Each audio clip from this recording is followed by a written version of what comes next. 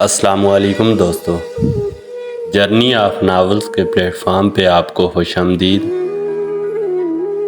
باغ سے باغ تک ناول کی آج ہم 5ویں قسط پڑھیں گے، تو شروع کرتے ہیں آج کی قسط۔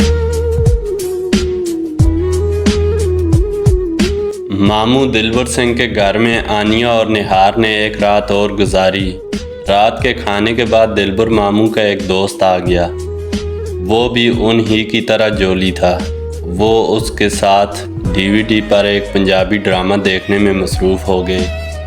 یہ پاکستانی اسٹیج ڈرامہ تھا جس میں پاکستانی اسٹیج اسٹارز امان اللہ اور سہیل احمد وغیرہ نے کام کیا تھا۔ آنیہ کو معلوم ہوا کہ نہار کے دلبر ماموں پاکستانی ڈراموں اور خاص طور سے اسٹیج ڈراموں کے زبردست شوقین ہیں۔ ان کا خیال ہے کہ انڈیا کے بڑے بڑے کمیڈین پاکستانی کمیڈینز کے سامنے پانی بھرتے نظر آتے ہیں۔ آج سپیر نہار کو اور دنیندر فورٹ سے جو درجنوں تصویریں اتار کر لائی تھی، ان میں ایک تصویر پتھر کے ایک ٹوٹے ہوئے کتبے کی بھی تھی۔ کتبے پر کچھ لکھا تھا، مگر تحریر پتہ نہیں کیا تھی۔ یہ ہندی تھی، نہ سنسکرت، نہ کوئی اور علاقائی زبان۔ آنیہ کے پلے کچھ نہیں پڑا، مگر نہار نے تھوڑی سی کوشش کے بعد اور گوگل سے کچھ معلومات لینے کے بعد تحریر پڑھ لی۔ اس نے مزہ لیتے ہوئے کہا، یہ شاید 150-200 برس پہلے کا کتبہ ہے۔ کسی ڈوگرا رئیس زادے یا شہزادے نے اپنی محبوبہ وجنتی کے لیے لکھا ہے، پیاری یہ وہ جگہ ہے جہاں ہم تم راجہ صاحب کے جانے کے بعد پہلی مرتبہ ملے تھے اور ہمارے پریم کو زبان ملی تھی۔ نیچے شاید ہندی کا ایک شعر بھی کندہ ہے، مگر وہ حصہ ٹوٹ چکا ہے۔ صرف چاند اور گگن وغیرہ کے الفاظ ہی نظر آتے ہیں۔ یہ الفاظ تو تمہاری سمجھ میں بھی آ رہے ہوں گے۔ آنیہ نے حیرت سے کہا، یار تم نے یہ کیسے پڑھ لیا؟ آنیہ جانی، تمہاری یہ خاکسار دوست ہسٹری کی اسٹوڈنٹ ہی نہیں ہے، پرانی زبانوں کی بھی ماہر ہے۔ باقاعدہ کورس کر رکھا ہے میں نے، لندن کی یونیورسٹیز کی ہاک چھان کر آئی ہوں، کیا سمجھی؟ آنیہ نے کھوئے کھوئے لہجے میں کہا، پتہ نہیں یہ وجنتی کون ہوگی، ان لوگوں کے پریم کا انجام کیا ہوا ہوگا؟ نہار کور مسکرا کر بولی، اس کا تو پتہ نہیں، لیکن ایک بات ضرور ثابت ہوتی ہے، یہ فورٹ ہمیشہ سے ہے رومان پرور، اور اس رومانیت نے میری آنیہ جانی پر بھی کچھ نہ کچھ اثر کیا ہے۔ کیا مطلب؟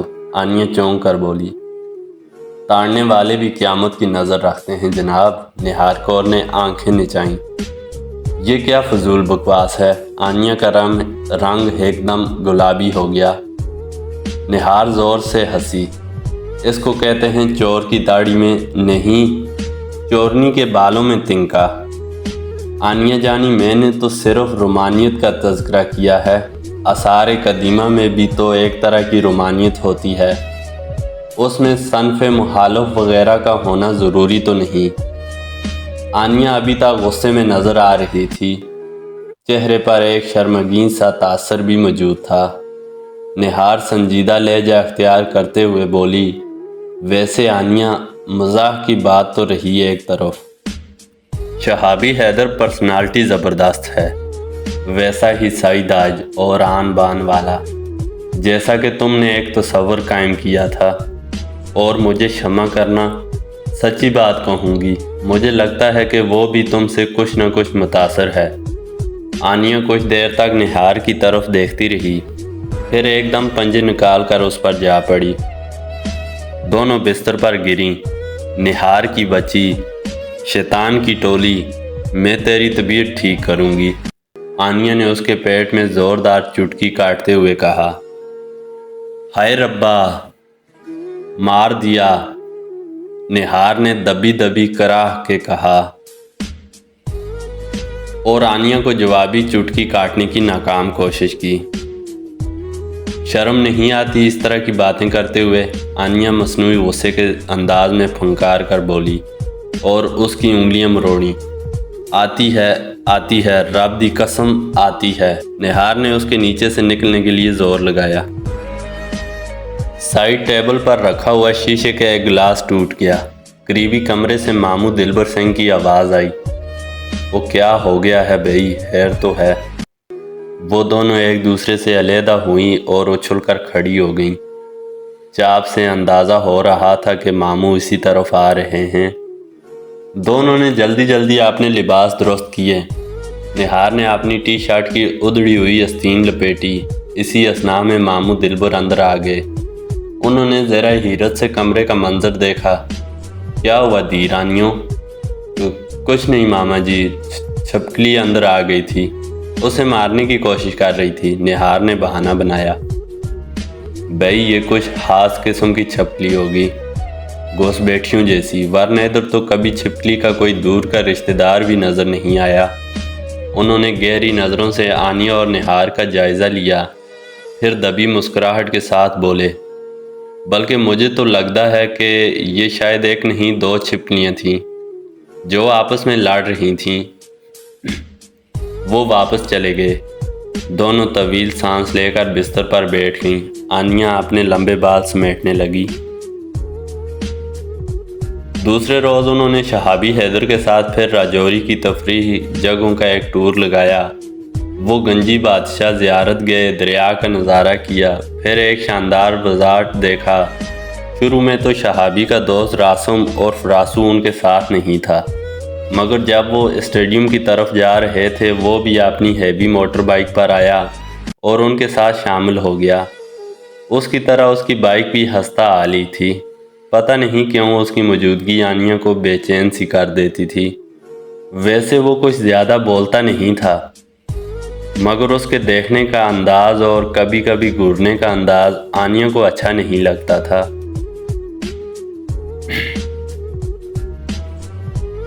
باتوں کے دوران میں وہ آنیہ سے مخاطب ہوا اور ہنس کر بولا، کل تو آپ بہت پریشان ہو گئی تھیں، شاید آپ نے یہ سوچا ہوگا کہ میں نے آپ کی دوست کو اغوا کر لیا ہے۔ نہار چمک کر بولی، آپ جمع ہاتھ رکھیے، میں اتنی جلدی اغوا ہونے والی نہیں ہوں۔ اغوا ہونے سے پہلے سب ایسے ہی کہتے ہیں، اس نے ترنت جواب دیا۔ شہابی نے کہا، اچھا بکواس بند کرو، یہ مہمان ہیں اپنی، لہذا تہذیب کا دائرہ۔ وہ مسکرایا اور منہ پھیر کر سگریٹ کے کش لینے لگا۔ یہ دن بھی کافی خوشگوار گزرا۔ سیر سپاٹے کے دوران میں آنیہ اور نہار اپنے میزبان شہابی حیدر سے مختلف سوالات بھی پوچھتی رہیں۔ ان سوالات کا تعلق شہابی کے والد تیمور حیدر اور دادا اسداللہ کے حوالے سے ہی تھا۔ دکھانے کے لیے آنیہ اپنی ڈائری میں آرٹیکل کے لیے کچھ نوٹس وغیرہ بھی لیتی رہی۔ شہابی حیدر کی زندگی میں جھانکنا، معاشرے اور موجودہ اقدار کے حوالے سے اس کی بے باک گفتگو سننا، اس کے ساتھ بیٹھ کر کھانا پینا، یہ سب کچھ آنیہ کو بہت بھلا لگ رہا تھا۔ شام سے تھوڑی دیر پہلے ایک تفریح پارک کے مین گیٹ پر انہوں نے ایک دوسرے کو الوداع کہا۔ کل سویرے آنیہ اور نہار کو بذریعہ بس واپس جلندھر چلے جانا تھا۔ ایک دوسرے سے فون نمبرز اور ای میل وغیرہ کا تبادلہ ہوا۔ الوداعی کلمات کہے گئے۔ آنیہ کو یوں لگ رہا تھا جیسے وہ اپنی کوئی قیمتی چیز یہاں چھوڑے جا رہی ہے۔ اچانک ایک جانب سے راسو وارد ہوا اور ایک سیاہ گلاب آنیہ کو پیش کر دیا۔ موقع ایسا تھا کہ وہ انکار بھی نہ کر سکی اور گلاب تھام لیا۔ وہ بالکل سیاہ نہیں تھا بلکہ پتیوں کے باہری کنارے ہلکے سے گلابی تھے۔ اس شیڈ نے پھول کو ایک منفرد لک دے دی تھی۔ راسو بولا، یہ بڑا کامیاب پھول ہے، شاذ و نادر ہی نظر آتا ہے، اب بھی صرف ایک ہی ملا ہے، ورنہ ایک میس نہار کو بھی پیش کرتا۔ شہابی نے ہنس کر کہا، تو میں آنیہ کو ہی کیوں پیش کیا؟ اس لیے کہ یہ پینٹر بھی ہیں، رنگوں سے کھیلتی ہیں۔ اگر نہار صاحبہ چاہیں تو میں ایک اور پھول کی کوشش بھی کر لیتا ہوں۔ نہیں، بہت شکریہ، نہار جلدی سے بولی۔ آپ نے کہہ دیا، سمجھے مجھے مل گیا۔ पहले ही बहुत देर हो गई है, उसने रिस्ट वॉच देखते हुए कहा। आनिया की तरह उसके तासरात भी रासू के बारे में कुछ अच्छे नहीं थे। कुछ ही देर बाद वो दोनों एक टैक्सी में बैठी वापस अपनी क़यामगाह पर जा रही थीं। सिया गुलाब खूबसूरत था, मगर आनिया को लगा जैसे वो डरावना है। उसे उसके अंदर से भी सिगरेट की बू निकलती महसूस हुई। उसने बड़ी सड़क पर पहुंचकर उसे बाहर फेंक दिया। राजौरी से जलंधर वापस आए आनिया को एक हफ्ता हो चुका था।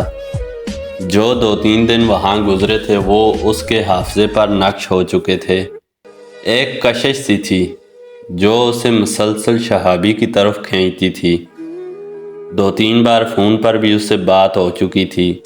शहाबी की शदीद ख्वाहिश थी कि आनिया मुसव्वरी के इस अहम मुकाबले में हिस्सा ले और इस हवाले से दनिदर फोर्ट को अपने काम का हिस्सा बनाए।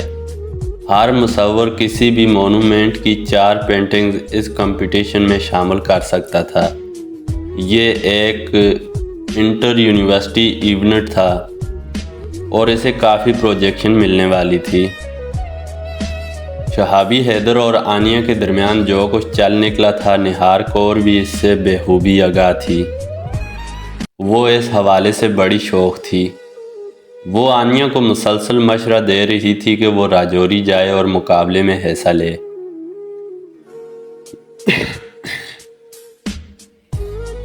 इस सिलसिले में उसने खुद ही आनिया के पापा से भी बात कर छोड़ी थी और उन्हें बावर कराया था कि उसे इस मुकाबले में हिस्सा लेना चाहिए। इसने यहाँ तक कह दिया था कि इसने दफ्तर से 1.5 माह की छुट्टी ले रखी है और वो आनिया के साथ राजौरी जाने के लिए तैयार है। वहाँ वो दोनों पहले की तरह बड़ी सहूलत से दिलबर मामू के घर पर क़याम कर सकेंगी। आनिया की मामा इस आइडिया के सख्त मुखालिफ थीं। घर में 2-3 संजीदा किस्म की झड़पें भी हुई। पापा हमेशा की तरह आनिया की साइड ले रहे थे, मगर मामा का लबो लहजा बड़ा सख्त था। उन्होंने आनिया के पापा को मुखातब करते हुए वाशगाफ अल्फाज में कहा, आप बेटी को ज़रूरत से ज़्यादा डील दे रहे हैं। ये आपके लाडों से ही बिगड़ी है। अब भी वक्त है कि संभल जाएं। ये पढ़ाइयाँ और मुसव्वरियाँ वगैरह बाद में भी होती रहेंगी। इसके हाथ पीले करें और इसके घर भेजें इसे। मैं तो कहती हूँ कि ये फरहान की सादतमंदी है और आपा मरियम की भी मेहरबानी है कि इसकी तेज़ी तरारी को नज़रअंदाज कर रहे हैं वो लोग। हम ऐसा रिश्ता ढूंढने निकलेंगे तो दांतों पसीने आ जाएंगे। काफ़ी बेसा बेसी हुई, लेकिन बिला आखिर आनिया और उसके पापा के सामने मामा को अपना रवैया कुछ नरम करना पड़ा। वो ये भी नहीं चाहती थी कि बेटी बिल्कुल ही खुदसर हो जाए और अपनी मर्ज़ी करने लगे। इस सिलसिले में कुछ किरदार निहार के मामू दिलबर सिंह साहब ने भी अदा किया। वो बहुत दिलचस्प बातें करते थे और हर किसी को शीशे में उतारने का फ़न जानते थे। वो अपने किसी काम से अमृतसर आए हुए थे, वहीं से जलंधर आनिया के घर आन टपके। वो जब आनिया को पुत्री या दी रानी कहकर बुलाते थे तो ऐसा लगता था जैसे वो वाकई इनकी बेटी है। उन्होंने आनिया की मामा को पूरा यकीन दिलाया कि आनिया बड़ी सहूलत और हफाजत से उनके घर रहेगी। निहार भी उसके साथ होगी। दोनों का वक्त अच्छा गुजरेगा। एक रात जब मामा दुआ खाकर सो रही थीं और आनिया बेसमेंट में पापा के साथ मौजूद थी, पापा ने एक किताब की वर्क गर्दानी करते हुए पूछा, मुझे खुशी हुई है कि तुमने शेर बच्चे वाली तस्वीर से ताल्लुक़ रखने वाले लोगों का खोज लगा लिया। अब तो मेरा दिल चाहने लगा है कि तुम्हारी इस नई दरियाफ्त शहाबी हैदर से मिला जाए। देखने में भी काफ़ी शानदार लगता है। जी हाँ, आनिया के चेहरे पर रंग सा लहरा गया। फिर जल्दी से बोली, और पापा असल बात उसकी ज़ाहिरी शक्ल व सूरत में नहीं, असल बात उसके मिजाज और शख्सियत में है। वही बेबाकी, वही दलेरी और वही जालिम का पंजा मरोड़ने वाली खूबू। समझें सारे डांडे इसी तस्वीर से जाकर मिलते हैं। उसके पापा ध्यान से उसकी तरफ देख रहे थे। कुछ देर खामोश रहकर बोले, तुम्हारे बाद एक दिन फरहान आया था। कुछ अपसेट लग रहा था। اسے لگتا ہے کہ شاید تم اسے پوری اہمیت نہیں دیتی ہو۔ آنیا ٹنگ کر بولی، پاپا میں نے آپ کو پہلے بھی بتایا تھا، مجھے اس میں کوئی اہمیت والی بات نظر آئے تو میں اسے اہمیت دوں نا۔ ایک اور گاڑی، ایک اور مہنگا فون، ایک اور پلاٹ، یہ باتیں اہمیت دینے والی تو نہیں نا؟ لیکن بیٹا اس سے تمہاری بات چل رہی ہے، تمہاری ماما اس بارے میں بڑی سنجیدہ ہیں۔ وہی سنجیدہ ہے نا، آنیا نے عجب بیزاری سے کہا، پھر جلدی سے بات بدل کر بولی، پاپا آپ نے بھی کیا بدمزہ کرنے والا موضوع چھیڑ دیا، پلیز چینج اٹ۔ میں آپ کے لیے بڑا اچھا سا کعوہ بنا کر لاتی ہوں۔ وہ ان کے کندھے دباتی ہوئی سیڑھیوں کی طرف چلی گئی۔ بیرسٹر خورشید عالم پرسوچ نظروں سے اس کی جانب دیکھتے رہے۔ راجوری سے واپسی کے 3 ہفتے بعد آنیا اور نہار ایک بار پھر راجوری کا رخ کر رہی تھیں۔ اس مرتبہ مصوری کے سارے لوازمات، ازل، پائلڈ، برش اور رنگ آنیا کے ہم سفر تھے۔ نہار مستقبل قریب میں ہسٹری میں ڈاکٹریٹ کا پروگرام بنا رہی تھی۔ وہ اس سلسلے میں راجوری ڈسٹرکٹ اور ارد گرد کے قلعہ جات پر کچھ کام کرنا چاہ رہی تھی۔ بہرحال یہ بات نہار بھی اچھی طرح جانتی تھی کہ راجوری میں اس کی واپسی کی اصل وجہ وہ ایک انوکھا رومانی تعلق ہی ہے جو آنیا اور شیر بچے کے پوتے کے درمیان پیدا ہوا ہے۔ یوں لگتا تھا کہ اس تعلق کا پیدا ہونا جیسے بہت عرصہ پہلے ہی ٹھہر گیا تھا۔ حسب سابق وہ قریباً 370 کلومیٹر کا فاصلہ 7-8 گھنٹے میں طے کر کے راجوری ٹاؤن پہنچ گئیں۔ دلبر ماموں کی طبیعت زکام کی وجہ سے کچھ ناساز تھی، لہٰذا بس اسٹینڈ پر انہیں شہابی حیدر نے خود ریسیو کیا۔ وہ ہاف سلیو سفید ٹی شرٹ اور نیلی جین میں بڑا باوقار لگ رہا تھا۔ اس کے پہلو بے پہلو چلتے ہوئے آنیا نے عجیب سنسنی محسوس کی، ایک ایسی سنسنی جس میں بے خوفی اور تحفظ کا احساس بھی بدرجہ عدم موجود تھا۔ آنیا نے سب سے پہلے اس نوعمر جوڑے کے بارے میں ہی پوچھا جو محبت اور شادی کی پاداش میں چھپتا پھرتا تھا۔ شہابی نے بتایا، وہ MPA صاحب کے پاس ہیں، میں ان کی طرف سے پوری طرح باخبر ہوں۔ لڑکے ظہیر کی والدہ بھی وہیں پر ہیں، میں ہر روز 2-3 دفعہ انہیں فون کرتا ہوں۔ کوششیں ہو رہی ہیں کہ لڑکی کے گھر والے تہ دل سے اسے معاف کریں اور کچھ ایسے معتبر ضمانتی ہوں جو لڑکے کی حفاظت کی ذمہ داری قبول کریں۔ اس روز جو بڑی توند والا ٹھیکیدار بڑھ کر بول رہا تھا وہ کون تھا؟ نہار نے پوچھا۔ وہی حبیث سارے فساد کی جڑ ہے۔ ٹھیکیدار تو ویسے ہی اس کی عرفیت بن گئی ہے، اس کا اصل نام نارائن دت ہے، تھوڑا بہت سیاست میں بھی پاؤں رکھتا ہے۔ یہ لڑکی جس نے کورٹ میرج کی ہے اس کے کپڑا سلائی کے کارخانے میں کام کرتی رہی ہے، باپ بھی وہیں پر کام کرتا ہے۔ نارائن کی اس لڑکی پر نظر تھی، پر اب یہ نارائن لڑکی کے باپ سلیم کا سب سے بڑا ہمدرد بنا ہوا ہے اور اسے اور اس کے خاندان کو بھڑکا رہا ہے۔ اب کیا چاہتے ہیں یہ لوگ؟ آنیا نے پوچھا۔ چاہنا کیا ہے؟ وہ اس نکاح کو مانتے ہی نہیں، کہتے ہیں ہماری لڑکی کو جان سے مارنے کی دھمکیاں دے کر نکاح کیا ہے، یہ لڑکی کو واپس لے جائیں گے، اس کے ایک ملنگ نما کزن سے اس کی شادی کر دیں گے، لڑکے کی ٹانگیں شانگیں توڑ کر اسے کہیں پھینک دیں گے، لیکن اب ہم ایسا ہونے نہیں دیں گے۔ آنیا کی نگاہوں میں لڑکے لڑکی کی ڈری سہمی صورتیں گھوم گئیں۔ وہ ان کبوتروں کی طرح دکھائی دیے تھے جن کے گرد کوئی خوفناک بلی گھوم رہی ہو اور وہ دم پخت ہو گئے ہوں۔ اسی دوران میں شہابی کے فون پر کال آ گئی۔ پیدل چلنے کے دوران میں وہ بات کرنے لگا، زیادہ ہوشیار مت بنو، SHO سے بات کرواؤ میری، وہ تڑق کر بولا۔ چند سیکنڈ بعد وہ یوں گویا ہوا، SHO رمضان بول رہا ہے؟ ہاں میں شہابی بول رہا ہوں، مجھے لگتا ہے تم ایزی لے رہے ہو، یہ بڑا نقصان دہ ہو جائے گا تمہارے لیے۔ دوسری طرف سے کچھ کہا گیا جسے شہابی نے سرخ چہرے کے ساتھ سنا، پھر پھنکارا، تم مجھے قانون مت پڑھاؤ، جب ملزم کی ضمانت ہو گئی ہے تو پھر موٹر سائیکل کو کیوں اپنی ٹانگوں میں گھسا کر بیٹھے ہوئے ہو؟ مجھے 1 گھنٹے میں موٹر سائیکل تھانے سے باہر چاہیے۔ منہ میں کوئی سخت لفظ بڑبڑا کر شہابی نے فون بند کر دیا۔ اس کا چہرہ بدستور سرخ تھا۔ چند سیکنڈ بعد آنیہ نے پوچھا، کیا ہوا ہے؟ پہلے تو شہابی نے گول مول بات کی، پھر بتا دیا کہ راسم کو کسی واردات کے شعبے میں پکڑ لیا گیا تھا، لیکن کل اس کی ضمانت ہو گئی ہے۔ واردات کیا تھی؟ نہار نے پوچھا۔ بینک سے نکلنے والے کسی بندے سے کچھ رقم چھینی گئی تھی۔ واردات کا شکار ہونے والا ٹھیک سے بائک کا نمبر نہیں پڑھ سکا، ملتے جلتے نمبروں والے 2-3 لڑکے پکڑ لیے گئے۔ آنیہ اور نہار نے کن اکھیوں سے ایک دوسرے کی طرف دیکھا۔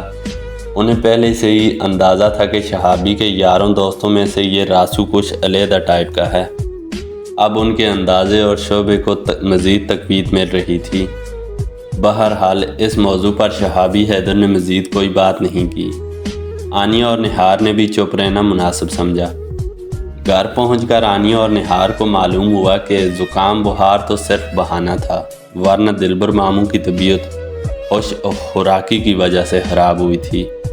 اکیلے میں انہوں نے فوراً ہی اس کا اعتراف بھی کر لیا۔ آپ نے محسوس لہجے میں بولے، دراصل میں پھر سے ڈائٹنگ شروع کرنے والا تھا۔ سوچا کہ اس سے پہلے ایک بار ذرا راج کے بعد پرہیزی ہی کر لوں۔ گلاب جامن اور موتی چور کے لڈو میری کمزوری ہیں، اور اس ویلے میری کمزوری کی وجہ بھی ہیں۔ کافی سارے موشن آئے ہیں، کل تک تو اٹھا بھی نہیں جا رہا تھا، مگر اب ٹھیک ہوں۔ ابھی کچھ دیر بعد پاکستانی ڈرامہ شرطیہ میٹھے دیکھوں گا تو طبیعت اور بھی میٹھی میٹھی ہو جائے گی۔ وشواس کرنا، شرطیہ میٹھے شرطیہ طور پر 40-50 باری دیکھ چکا ہوں۔ اسی طرح لنڈا بازار، بڑا مزہ آئے گا۔ اور فیکا ان امریکہ وغیرہ ہیں، وہ بے تکان بولتے چلے گئے۔ وہ سیاست پر بھی مزیدار گفتگو کرتے تھے۔ ان کی باتوں سے پتہ چلتا تھا کہ وہ انڈین حکومت اور انڈیا میں ہندوؤں کی بالادستی سے خوش نہیں ہیں۔ فوج سے ان کے نکل جانے کی وجہ بھی یہی ناخوشی تھی۔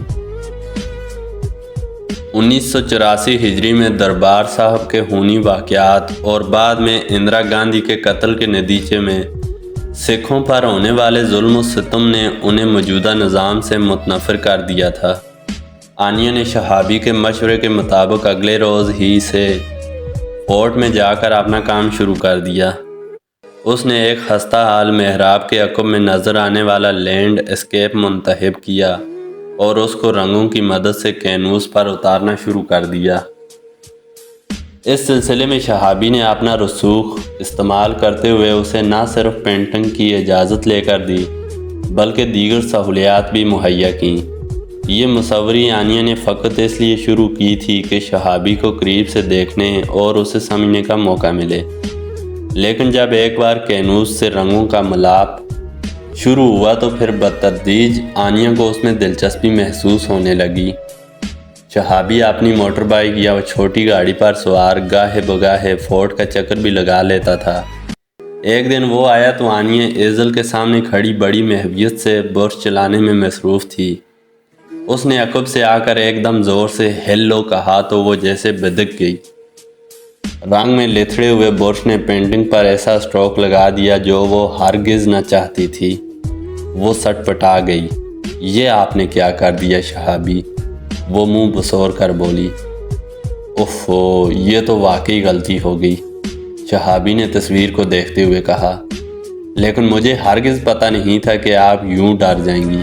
Very sorry. آنیہ نے جلدی جلدی پالٹ میں کچھ اور رنگ مکس کیے اور اس اضافی اسٹروک کو مہارت سے چھپا دیا۔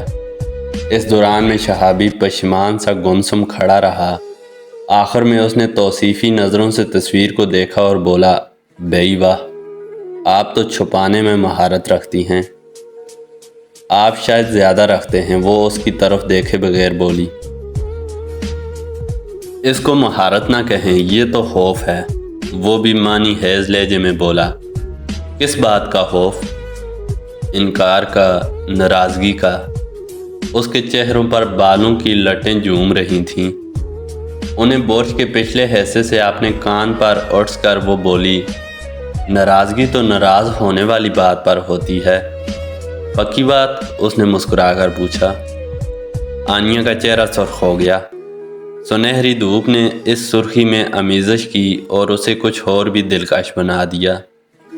آپ پتہ نہیں کیا پہلیاں بھجوا رہے ہیں۔ ایک تو یقیق نازل ہو کر خراب کیا، اب وقت بھی خراب کر رہے ہیں، آنیہ نے ڈھلتے سورج کی طرف دیکھ کر کہا۔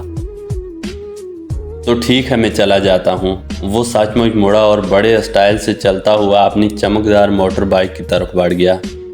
وہ کچھ دیر اسے دیکھتی رہی، مگر جب لگا کہ وہ واقعی بائک اسٹارٹ کر کے چلا جائے گا تو بولی، سنیے۔ وہ بھی شاید اسی آواز کا منتظر تھا، فوراً پلٹ آیا اور سن گلاسز اتار کر چیسٹ پاکٹ میں اڑس لیے۔ بہت ڈیسنٹ لگ رہا تھا۔ وہ ادا سے بولی، آپ نے سوری کہا ہے، معذرت کی ہے، لیکن یہ تو جانا ہی نہیں کہ میں نے معذرت قبول کی یا نہیں۔ او ہاں، یہ تو واقعی ٹیکنیکل غلطی ہوئی۔ آپ نے معذرت قبول کی یا نہیں؟ غیر مشروط طور پر قبول نہیں کی۔ اب میرا کام کا موڈ بالکل اڑن چھو ہو گیا ہے، آنیہ نے برش اور پائلٹ وغیرہ ایک طرف رکھتے ہوئے کہا۔ آرٹسٹوں کا موڈ یقیناً اچھی چائے وغیرہ سے بحال ہوتا ہے، اور یہاں قریب ہی راجوری ٹاؤن کی سب سے اچھی چائے ملتی ہے۔ وہ مسکرا دی۔ کچھ ہی دیر بعد وہ ذرا سی ہچکچاہٹ کے ساتھ شہابی کے پیچھے ہیوی بائک پر بیٹھ رہی تھی۔ اس کے کشادہ کندھے پر ہاتھ رکھتے ہوئے اس کو اپنے اندر ایک عجیب سی فرحت بخش کپ کپی محسوس ہوئی۔ اگلے 8-10 روز بڑے دلکش تھے، سوائے اس کے کہ 2-3 بار جلندر سے اس کے خالہ زاد فرحان کا فون آیا اور وہ اس کی عامیانہ باتیں سن کر بدمزہ ہوئی۔ آنیہ سے شہابی کی ملاقات تقریباً روز ہی ہو جاتی تھی۔ آنیہ صبح نہار کے ساتھ ہی دلبر ماموں کے گھر سے نکلتی تھی۔ سواری عموماً رکشہ یا ٹیکسی ہی ہوتی تھی۔ نہار آنیہ کو دنیدر فورٹ پر اتار دیتی اور خود راجوری ٹاؤن کی بڑی لائبریری کی طرف چلی جاتی تھی۔ وہ مختلف زبانوں اور پرانے مخطوطوں کو پڑھنے اور جاننے کا زبردست شوق رکھتی تھی۔ یہاں راجوری میں اسے کچھ ایسی کتابیں مل گئی تھیں جو ڈاکٹریٹ کے تھیس میں اس کے کام آ سکتی تھیں۔ آنیہ نے 2 شاندار پینٹنگ مکمل کر لی تھیں اور تیسری پر کام شروع کر دیا تھا۔ دن کے کسی حصے میں شہابی بھی فورٹ پر آ جاتا۔ اگر لنچ کا پروگرام بنتا تو وہ لنچ پر چلے جاتے یا پھر اپنے پسندیدہ چائے خانہ میں کشمیری چائے یا قہوہ پی کر واپس آ جاتے۔ وہ دونوں بتدریج ایک دوسرے کے قریب آ رہے تھے۔ نصف دن گزر جاتا تو آنیہ شدت سے اس کا انتظار کرنے لگتی، جبکہ شہابی کے تاثرات سے بھی صاف پتہ چلتا تھا کہ وہ اس سے ملنے کے لیے بے چین رہتا ہے۔ انہیں ایک دوسرے کی عادت ہوتی جا رہی تھی، اور جیسے بہار کی سحپیر دھیرے دھیرے ایک دلکش شام میں ڈلتی ہے، یہ عادت بھی محبت میں ڈال رہی تھی۔ جی تو دوستو، ہماری آج کی قصہ یہاں پہ مکمل ہوتی ہے۔ کمنٹ باکس میں ضرور بتائیے گا آپ کو باغ سے باغ تک ناول کیسا لگا۔ اب تک اس کی 5 قسطیں ہم پڑھ چکے ہیں، مزید آپ کو سنایا جائے گا اگلی قسط میں۔ تب تک کے لیے دیجیے اجازت۔ اللہ حافظ۔